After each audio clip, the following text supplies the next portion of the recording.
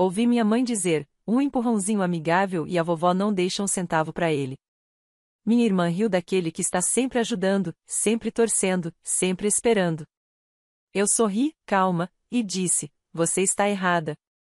Na manhã seguinte, minha avó me chamou no quarto e falou, fiz uma coisa que eles nunca iam imaginar. Ela me levou ao escritório do advogado. 3 dias depois, tudo mudou. Ouvi minha mãe contar aquilo como se fosse uma piada, como se fosse só um comentário solto. Só uma provocaçãozinha, ela disse, com um riso preso na garganta. E repetiu, a vovó não deixou um centavo para ele. Minha irmã nem pensou 2 vezes. Riu, ergueu a taça de vinho e brindou, aquela que tá sempre dando, sempre torcendo, sempre esperando. Eles não sabiam que eu estava em casa. Tinha chegado mais cedo, minha bolsa ainda no corredor, o casaco na mão, tentando não deixar o frio entrar. Eu não esperava aplausos. Nem abraço. Mas aquilo, eu não esperava. Não foram as palavras que doeram. Foi a facilidade. O jeito como disseram, sem nem olhar pro lado. Como se eu fosse um móvel. Como se eu fosse o motor invisível que move tudo, mas que não merece um lugar à mesa. Eu não interrompi. Não disse ei, ou eu ouvi isso, ou vocês estão falando sério. Só fiquei parada no corredor por 3 segundos a mais. Tempo suficiente para sentir o ar ficando pesado nos meus pulmões. Aí entrei na sala com o sorriso mais calmo que consegui fazer. Você está errada, eu disse. Só isso. Eles se viraram para mim. Assustados, culpados, envergonhados. Não. Divertidos. Minha mãe piscou como se eu estivesse exagerando. Minha irmã levantou uma sobrancelha, como se esperasse uma piada. Mas não tinha piada nenhuma. Fui até a cozinha, peguei um copo d'água e fiquei sentada em silêncio por uns 10 minutos. Ninguém me seguiu. Ninguém perguntou se eu estava bem. Abri o aplicativo do banco só para conferir. Depois fechei. Sem pressa. Quando saí de carro naquela noite, o silêncio lá dentro era mais alto que o da casa inteira. Eles acharam que eu estava sendo sensível. Eles não entenderam. Não perceberam que uma linha tinha sido cruzada. Silenciosa, calma, irreversivelmente. E não era a primeira vez. Isso foi o que mais doeu. Naquela noite, deitada no sofá do quarto de hóspedes da minha avó, olhando pro teto, tinha algo em mim que se recusava a desligar.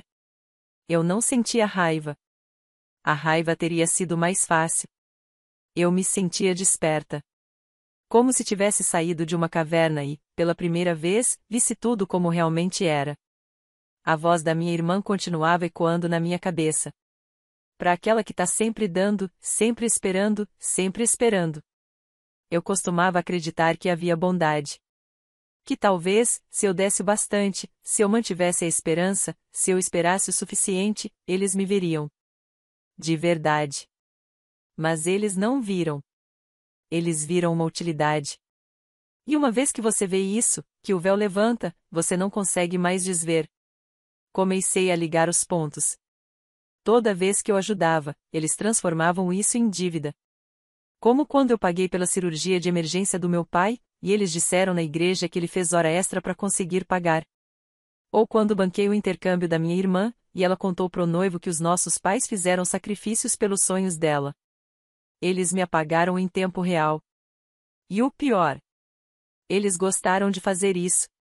Lembrei da voz da minha mãe, 2 natais atrás, dizendo para tia Bernice que eu simplesmente não era material de liderança, quando me ofereci para organizar a logística das festas. Lembrei do casamento do meu irmão, onde eu fui o padrinho mas não fui mencionado uma única vez no discurso. Nem como irmão, nem como amigo, nem como a pessoa que pagou o jantar de ensaio. Lembrei de estar sentado na última fila no velório do meu tio, porque aquela parte era para a família próxima. Mesmo tendo sido eu quem levou a vovó até lá. Mesmo tendo passado a noite com ela, ajudando no luto. A verdade estava por toda parte. Como radiação de fundo. Como mofo escondido nas paredes. Como veneno na água. Eles não tinham apenas me esquecido. Tinham construído toda uma dinâmica familiar baseada na minha exclusão. porque era fácil me deixar de fora. Eu não discutia. Eu não corrigia. Eu só continuava pagando as contas e esperando por um obrigado que nunca veio. E agora, a vovó a doce vovó de olhos atentos era um novo campo de batalha. A herança. Os sussurros. O jogo. Eles achavam que estavam jogando xadrez. Não perceberam que eu deixei de ser peão faz muito tempo. Acordei antes do sol nascer. Encontrei minha avó sentada no cantinho da cozinha, fazendo palavras cruzadas, como sempre. Sem maquiagem. Sem pressa. Só ela e o silêncio. Ela olhou para mim e disse: "Você ouviu eles, né?" Assenti com a cabeça. Ela não pediu desculpas. Não precisava. Em vez disso, disse algo que me desmontou. Fiz algo que eles nunca vão perceber. Pisquei. Ela fechou o jornal, se levantou e saiu andando pelo corredor. Fui atrás. Ela abriu o armário e pegou o casaco de lã, aquele das manhãs frias, aquele que ela usava quando estava falando sério. Virou-se para mim e disse: "Entra no carro." Sem perguntas. Sem conversa fiada. Ela nem disse para onde estávamos indo. 18 minutos depois, estávamos no estacionamento de um escritório de advocacia. Lá dentro, tudo cheirava a papel novo e móveis polidos. A recepcionista a cumprimentou como se fosse uma dama da realeza. "Senhora Delaney", disse ela, sorrindo. Pontual, como sempre. Fomos levados até uma sala de reuniões com paredes de vidro. O advogado dela já estava lá, sentado. Documentos espalhados na mesa. "Só precisa de uma assinatura", ele disse, olhando direto para mim. Fiquei em choque. Não pelo dinheiro. Nem sabia quanto era. Mas porque alguém, finalmente, me olhou e viu valor. Não conveniência. Não culpa. Não dívida. Valor. Eles nunca veriam isso. Porque, para eles, eu sempre fui um fantasma. Um sistema de apoio. Uma cadeira a mais na mesa que ninguém se importava em empurrar. Mas eles esqueceram de algo essencial. Fantasmas têm memória. E eu não assinei por causa da herança. Assinei pela verdade. Pelo primeiro tijolo no muro que eu estava pronto para construir entre mim e todos os anos que eles me apagaram. 3 dias depois, os tremores começaram. Mas ninguém sabia de onde vinham. Ninguém sabia o que ela tinha feito. Nem mesmo minha mãe tinha ideia do quão perto estavam de perder tudo que achavam que tinham garantido. Porque agora eu enxergava o padrão. E eu não seguia mais ele. No começo, eles nem notaram o silêncio. Essa é a coisa sobre parasitas, eles não sentem quando o cordão umbilical é cortado, só quando o sangue para de correr. 3 dias depois daquele escritório, voltei pro meu apartamento. Me sentei com um bloco de notas amarelo. E comecei a desenhar o meu próprio mapa. Meu próprio plano. Minha liberdade. No centro de tudo, lá estava eu, o eixo. Ao meu redor, cada ponto de contato, cada fio ao qual eles se agarravam. Hipoteca, serviços de streaming, seguros, contas de luz e água, planos de celular, armazenamento em nuvem, software de imposto de renda, Wi-Fi, gerenciador de senhas. Eu não era uma pessoa, para eles. Eu era infraestrutura. E fui eu quem construiu tudo isso. O pior. Fui deixando que isso acontecesse, ano após ano. Pequenas decisões que pareciam inofensivas. Colocar todo mundo no meu plano família? Claro. Pagar o TurboTax para não perder o prazo de envio? Tudo bem. Sincronizar meu Dropbox com a pasta de impostos do meu pai? Tanto faz. Não era generosidade. Era como assistir a um experimento social acontecendo diante dos meus olhos. Mas agora, pela primeira vez, era eu quem estava com a tesoura na mão. A primeira coisa a cair foi o plano de celular. Entrei no site da operadora, acessei o painel da conta família. Lá estavam as linhas, a minha, da minha mãe, do meu pai, das minhas irmãs, todas ativas há anos. E eu pagando tudo sozinho. Silenciosamente. Automaticamente. Eles nem sabiam. A conta era invisível, como se a empresa estivesse bancando. E como a empresa era eu, nunca questionei. Mas dessa vez, não cancelei de forma abrupta. Seria barulhento demais. Em vez disso, iniciei a transferência de titularidade. Cada um teria 72 horas para aceitar os termos, ou seja, cadastrar um cartão de crédito próprio ou perder o acesso.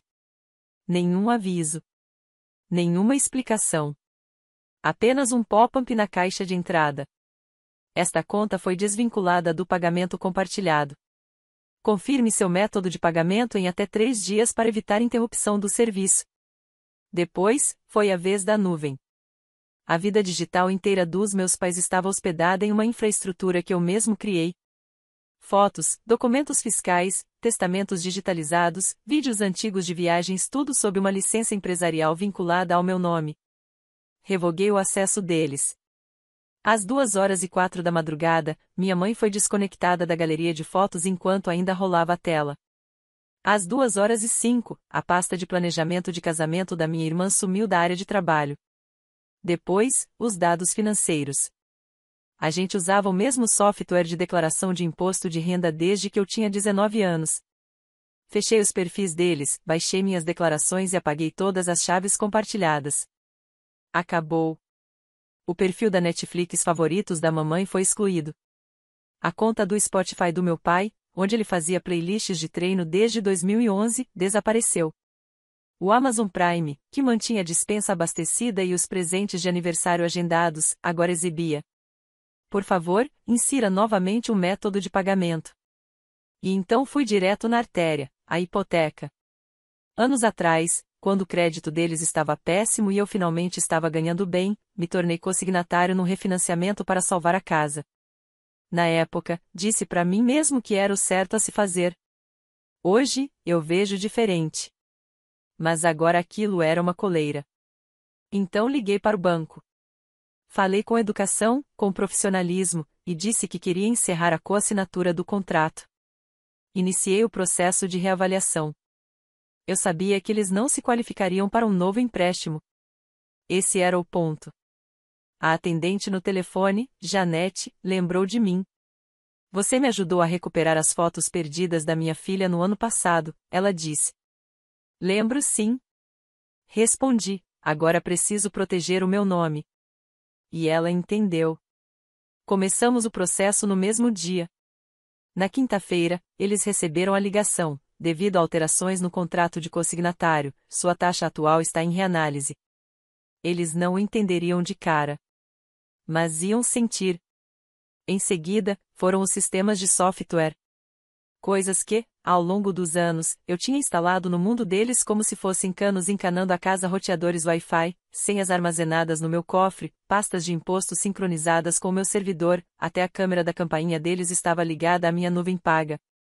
Desativei tudo. Sem rancor. Tecnicamente, friamente, como se fosse manutenção. E então fiz algo que nunca tinha feito antes: exportei um documento mestre.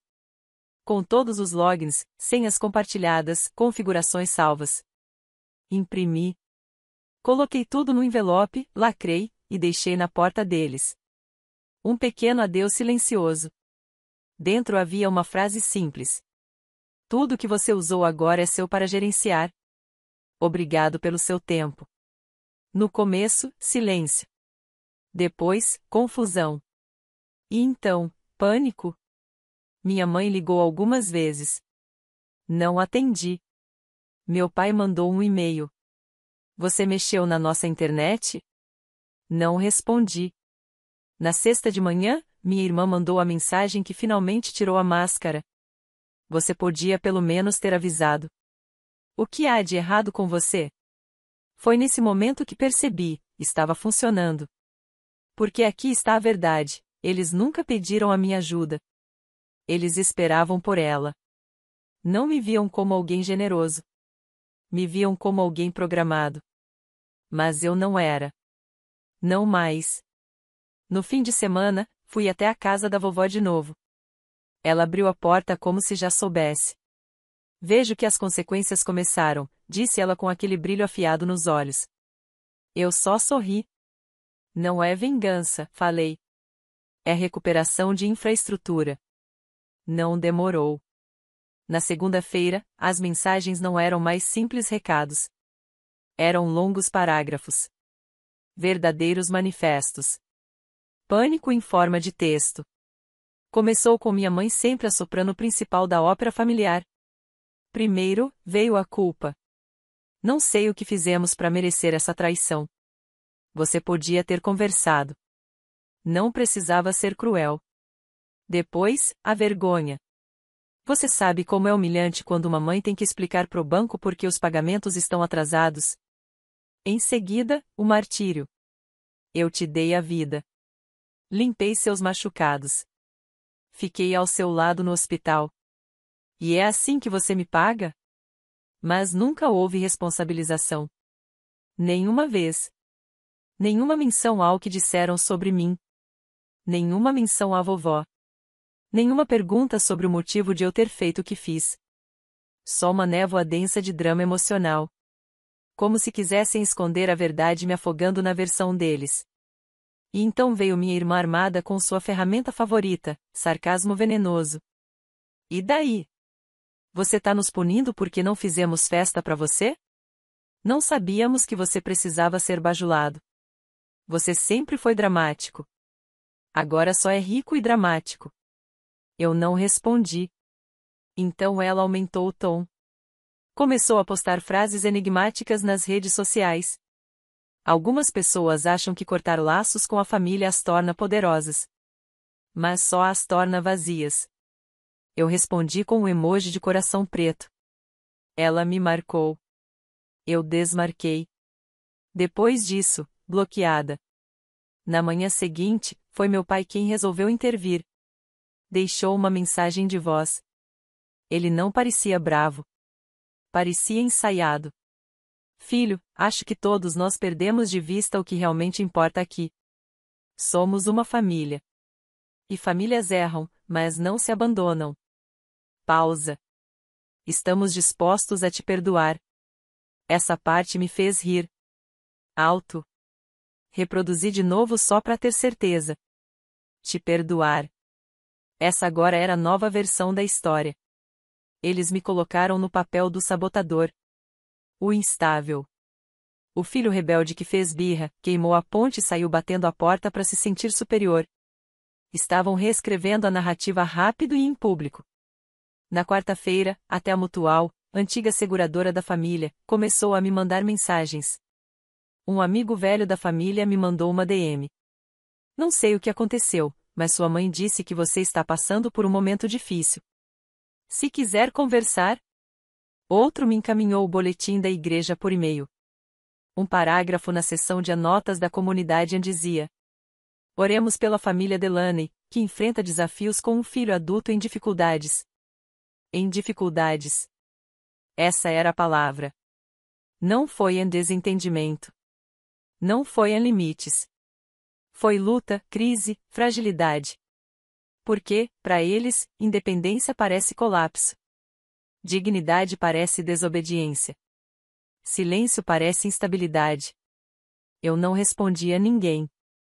Não por fraqueza, por precisão. Qualquer resposta validaria a versão deles. Então fiquei em silêncio. E aquele silêncio os enlouquecia. Na sexta-feira, as ligações começaram a vir em ondas.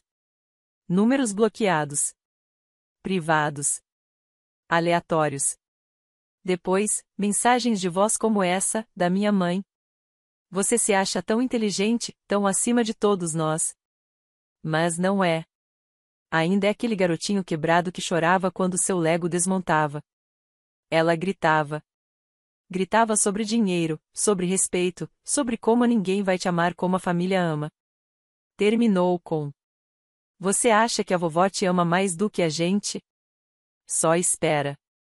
Você vai ver. Foi ali que eu tive certeza, eles sentiram a mudança. Eles não sentiam minha falta. Sentiam falta do que eu dava. E agora que a torneira secou, estavam se debatendo. Tentando preencher o vazio que deixei com barulho, com caos, com drama. No sábado de manhã, vovó ligou. Ela não perguntou como eu estava. Disse apenas: Eles sabem que alguma coisa está errada. Só não sabem o que. Perguntei o que ela queria dizer. Ela me contou que tinha recebido uma visita. Minha mãe. Em lágrimas. Fazendo perguntas como: ele disse alguma coisa? Ele te deixou algo?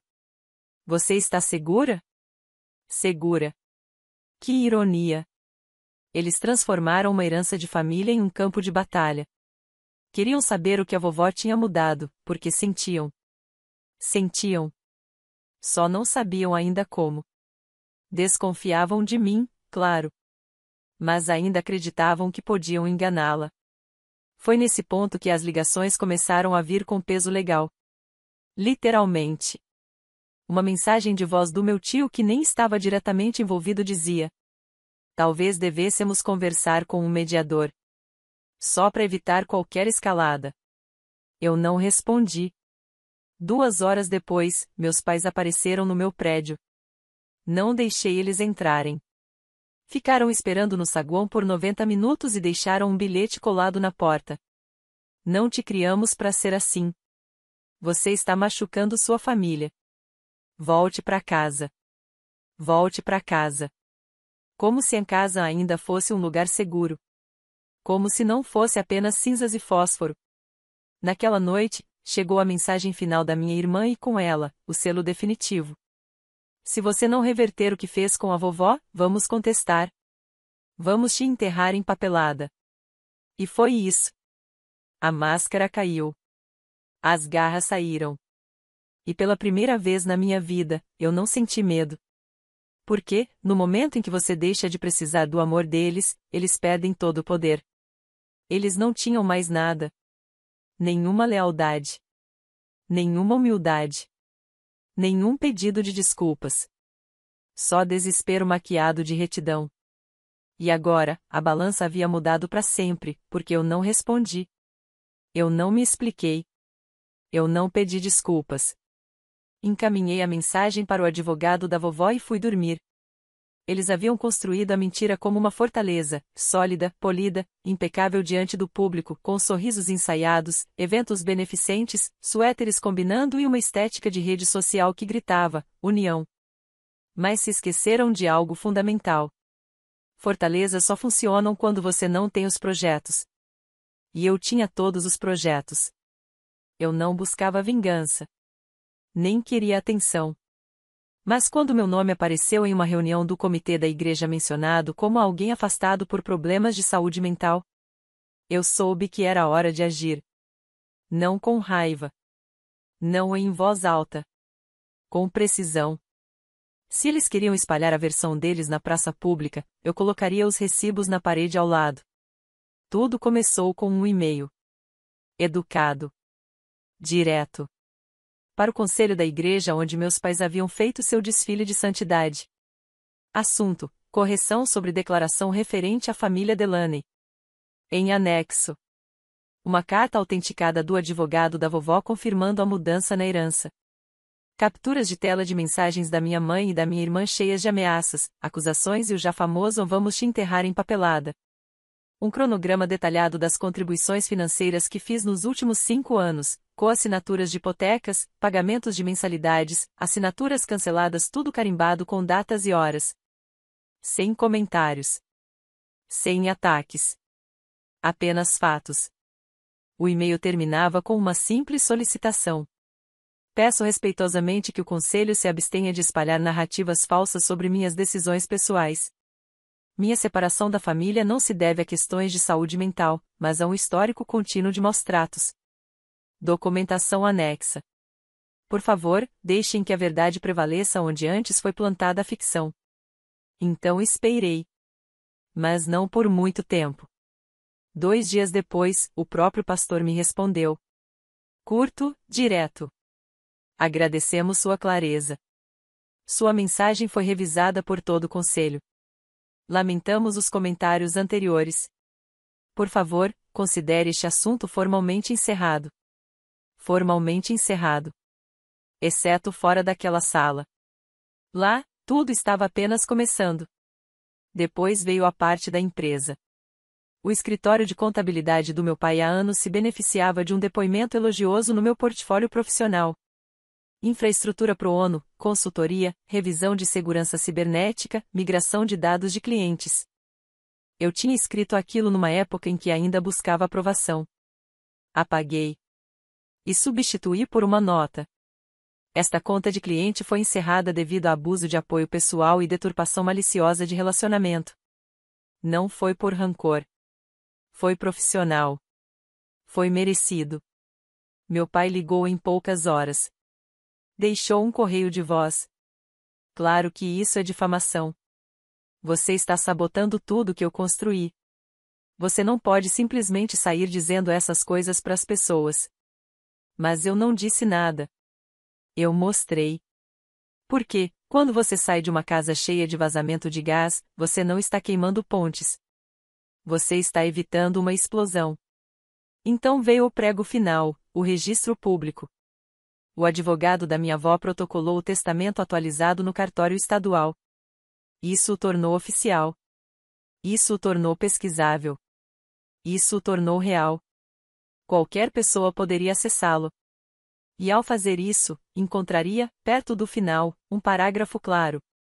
Eu, Evelyn Delaney, em plena consciência, deixo todo o meu patrimônio ao meu neto, por anos de lealdade invisível, sacrifício silencioso e o tipo de integridade que merece mais do que migalhas. Ali estava. Não era vingança. Era reconhecimento. Não era punição. Era prova. Eu não contei a ninguém. Não publiquei nada. Mas as pessoas falam. E no fim da semana, recebi uma ligação de uma prima com quem não falava havia anos. Ela disse: eles estão desmoronando. Sua irmã está chorando no Facebook. Seu pai faltou ao escritório. Sua mãe anda dizendo por aí que a vovó está ficando confusa ultimamente. Quase ri. Mas a tristeza veio antes. Não por tê-los colocado no chão. Mas porque, finalmente, eu os enxergava como realmente eram. Nem poderosos. Nem cruéis. Apenas apavorados. Eles não estavam de luto por um legado. Estavam de luto pela versão deles da história. E foi aí que percebi que o equilíbrio havia mudado. Para sempre. No fim de semana, recebi uma ligação de um escritório de advocacia que eu não reconheci. Código de área, Nova Jersey. Atendi. Era Harold, o antigo contador da minha avó. Um homem calado, que eu tinha visto 2 vezes em churrascos de família. Ele disse: só queria te avisar que sua avó me pediu para iniciar o processo de transferência das doações da fundação da família. Ela está encerrando tudo. Eu fiquei em silêncio. Por quê? Perguntei. Ele respondeu. Ela disse que finalmente percebeu que o nome da família não merece uma fundação. Ela quer começar do zero. E disse que você saberia o que fazer. E eu soube. Incorporei um novo fundo. Dei a ele o nome da única coisa verdadeira que sobreviveu ao incêndio. O Fundo de Reconstrução Silenciosa. Sua missão: ajudar adultos organizados a reconstruírem suas vidas após traumas familiares. Comecei com o meu próprio dinheiro. Não por vingança. Mas por princípio. Porque a verdade não deve apenas ser exposta. Ela deve construir. E era exatamente isso que estava acontecendo agora. Não destruição. Não drama. Não vingança. Reconstrução. Alguns dias depois, recebi uma mensagem da minha irmã. Apenas uma linha. Espero que você esteja feliz. Eu não respondi. Porque ela ainda não entendeu. Não se tratava de ser feliz. Se tratava de ser livre. E agora, todos sabiam o porquê. Eles não bateram a porta como quem invade. Tocaram a campainha como se fossem esperados. Como se o passado não tivesse acontecido. Observei pela câmera de segurança. Minha mãe com colar de pérolas. Meu pai rígido, com aquela postura de súplica. Minha irmã, de braços cruzados, como se estivesse em uma negociação de reféns. Maia foi quem abriu a porta. Ele não está interessado. A voz da minha mãe falhou. Só queremos conversar. Saí. Olhei para eles. Eu vou ouvir. Mas se isso for uma encenação, guardem para vocês. Tentaram seguir o roteiro habitual. Culpa. Arrependimento. Vulnerabilidade ensaiada. Cometemos erros. Estávamos assustados. Nunca quisemos te machucar. Esperei. Depois disse. Sim. Mas vocês machucaram. Porque não acreditavam que haveria limites. Meu pai murmurou algo sobre família, dinheiro, estresse. Eu o cortei. Você não perdeu a casa. Você me perdeu. Silêncio. Vocês não perderam a vovó. Perderam o último fio que ela ainda mantinha com vocês. Mais silêncio. Então abri a porta atrás de mim. Isso não é punição. É clareza. Entrei. Fechei a porta. Sem bater. Sem palavras finais. Apenas silêncio. A vovó ligou mais tarde naquela noite. Eu atendi. Ela só disse: Estou orgulhosa de você. Era a última coisa que eu precisava. Nem desculpas. Nem reconciliações forçadas. Apenas paz. Não como presente, mas como decisão. E eu consegui.